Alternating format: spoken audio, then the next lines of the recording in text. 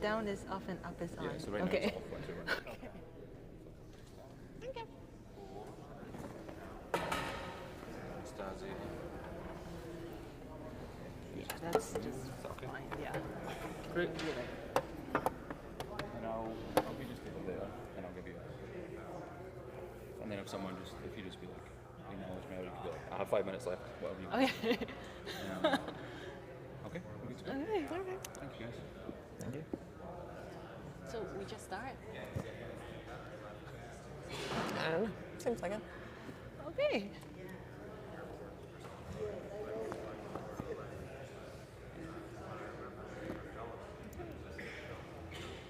Hi everyone. Hi. Well, first of all, welcome to closing night concert. It's been a pretty awesome week, at least for me, because I was helping out a little bit with Blend as well. But for those of you who have been here the whole week, you might have already seen all three of us separately on stage at different times. But we are very excited to collaborate for the first time ever on this very colorful program tonight. And I guess we're just going to do some short introductions and then chat a little bit with you about the program tonight. And then if you have any questions, feel free to ask them. I am Anastasia. I am a keyboardist. I will be playing these two pretty looking instruments on stage tonight. This is Makobi. He is our wonderful, wonderful, fabulous tenor. And Karen, who is our rock star violinist tonight. Thank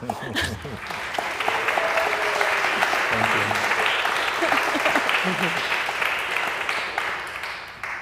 So our concert tonight spotlights two Black British musicians who came from very different worlds, but their lives are they covered a period of about 130 years continuously, because Ignatius Sancho was circa 1729 to 1780, and George Bridge-Tower was 1770 something to 1860.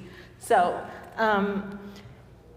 it was very cool for me to put this program together and trace the evolution of musical style and musical instruments through the classical and the early romantic period through the lenses of these two men.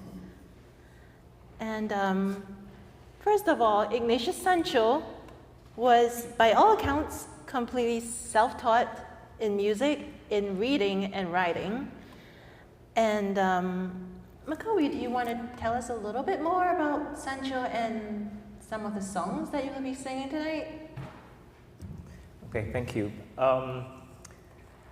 Just coming into the songs of Sancho and reading about him a little bit, and him being born in a slave ship, like in the Middle Passage, which was, it was like very powerful just to think what was going on with his family, because some scholars do say that he was the slaves that were got around Guinea. That's where they were. So his mom died due to disease, and then his dad committed suicide because he could not, live with being a slave. So we see all this kind of being the introduction of his life, then being sold in Colombia, and then bought by sisters in England. So he had to travel again, and he was, I think, 2 years old at that time. So then after he was there for a while, he ran away, I understand, from the sisters, and was taken in by a Duke of Montago, I think, yeah. And that's when they did discover that he was very talented in reading, in music, and in writing. And for me, that makes me think of a griot, these are storytellers in West Africa who are born in a family and they tell stories through oral tradition, and they're very talented musicians. So through him, I feel you get this story of slavery just through his life, and then him being such a talented performer is just amazing. So anyway, so when he was taken by this duke, that's when he continued just studying, and then the Duchess at some point was really impressed by him, and when she died, she gave him close to, I think, 100 euros or pounds, and which is equivalent to about, I think I checked, $30,000 now in the US. And he spent most of this money even just in theater, and that's how he went to watch a Shakespeare play, and one of the poets that whose song he set, David Garrick. Mm-hmm. So he met him in one of the performances because Derek was also performing, and they formed a relationship. Then afterwards, he had a speech impediment, so he could not really continue to pursuing a career in theater. So he went back to being employed by another family who are also a royal family. And at that time, that's when he composed for one of the songs we're singing today. He dedicated to the Duchess, one of the ladies of the family. So that's just a little bit. And you had mentioned about just the style, he being kind of early classical, like you can just feel it in the music. It's just short, beautiful melodies, and it's just amazing exploring his music. Thank you. Well, does it feel different singing these songs with these early instruments compared to, say, a modern piano? Yes, definitely it does. I remember when we were rehearsing, and Anastasia asked, "Hey, do you have perfect pitch?" I said, "No." She said, "Good," because the harpsichord being tuned at 420. 415? 415, and then also the fortepiano. At 430. Yes, so I was like, oh no, I'm good. So it was just great just working and just listening to the different timbres of the instruments. It was just amazing performing with them and practicing with you. Yeah, so to lead a little bit with that, this period of Western classical music is very transitional. So both the harpsichord and the fortepiano coexisted for most of the 18th century. And so there was no standardized like A equals 440 concert pitch. So it could be anywhere from like 392 to even 465. So it's really just, they just used whatever they had, and the instruments just tuned to that, especially the string instruments. And this is also, you could also hear that in the style of Sancho's music, because it sounds kind of halfway between the Baroque period of like very lean textures, simple, well, not simple, but like straightforward harmonic accompaniment plus melody, and the classical style of symmetry and just beautiful singing melodies above a very simple bass line that sometimes even still had figured bass written in, even though the composers rarely specified specifically for harpsichord or fortepiano. So most times the score will say for harpsichord or fortepiano, and it's whatever you have on hand, you can use it. Yeah. And okay, so in complete contrast to Sancho, George Bridgetower seemed to have led a pretty comfortable life. Would you say so? Yeah, probably. Do you want to tell us a little bit more about Bridgetower? Yeah, we can talk a little bit about Bridgetower. So Bridgetower was a violinist and a composer, as we will hear.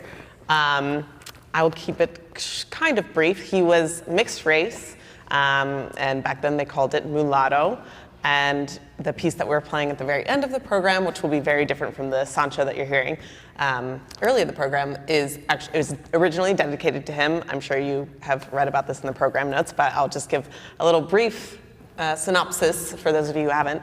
Bridge Tower and Beethoven were very, very good friends, it seems. By all accounts, they were very good friends for a time. Bridge Tower was a fantastic violinist, and Beethoven was really taken with him and wrote this sonata for him, and they performed it without any rehearsal early, I think at like 8 a.m. At 8 a.m. in the morning, which is insane. When you hear it, you'll hear how crazy that is, because when we had our rehearsals at 10 a.m., I was like, this is too early to be playing this piece. But clearly, Bridge Tower was an incredible violinist, and I think the dedication refers to him as a madman. And you'll see why. He had a very different, comfortable life compared to Sancho, and he earned his degree in music and taught and had a wonderful life, and yeah.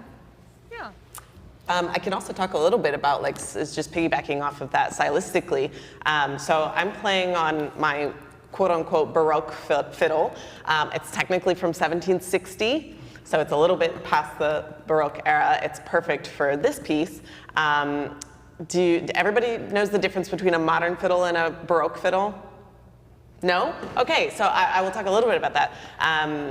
The main difference, really, that I think that you're going to hear is the strings. So modern violins use metal strings or synthetic strings, and it has a very bright sound, and it's meant to project in really big halls like Carnegie Hall and other venues that really didn't come around until much later. So the earlier violins, the original instruments for a lot of this music that we'll be playing, they used gut strings, which are made from sheep gut. And it has it can be sheep, it can be beef. I'm playing on sheep gut. It has a much warmer sound. It's much more organic to me. I prefer it. It's a little bit gentler, and it does not project as well, so I encourage you guys to sit a bit closer to the front. But the violin I'm using is from 1760, which is a little bit later, and it has a higher fingerboard because as the repertoire advanced, we started playing in what we call higher positions. So you're going to hear a lot higher notes than you will from the era of Sancho, even though that's already starting to push beyond strictly Baroque performance. But the violin that's the main difference that you're gonna hear with the violin. And then also you might notice that the bow looks a little bit different than a modern bow. A Baroque bow they vary in length. They can be very short to maybe about this long. Sorry, my mic. And then the bow that I'm using is a copy from around 1800, and it looks a lot like a modern bow, but it's actually quite a bit lighter. And it's perfect for this piece that we'll be playing at the end of the program. Yeah.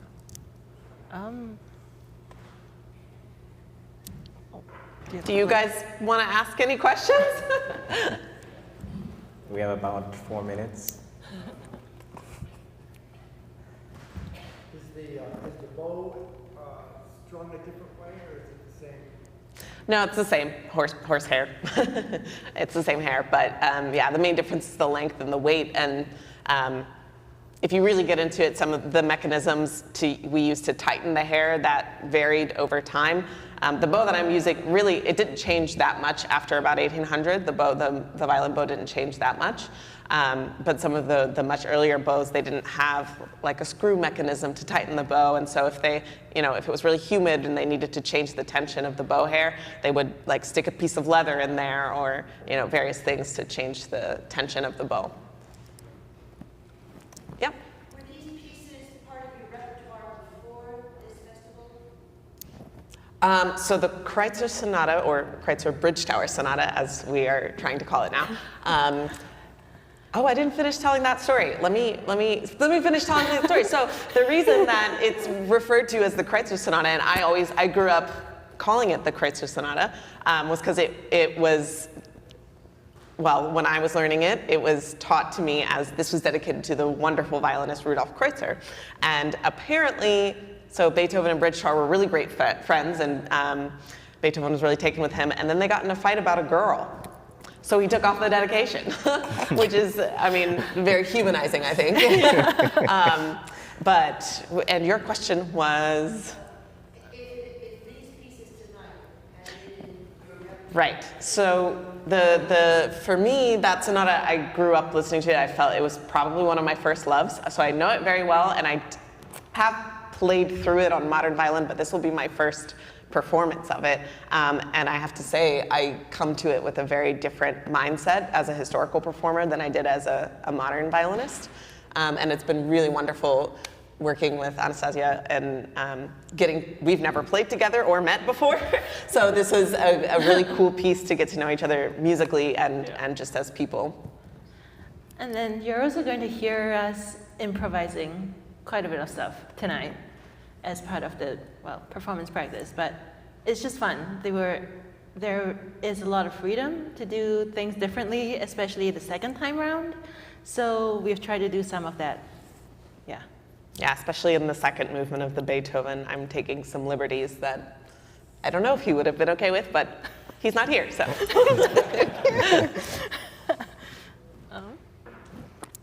Any other questions? Okay. Okay. Well, we should go get ready to play for you guys. Yep, and we will see you in just a bit. Thank you.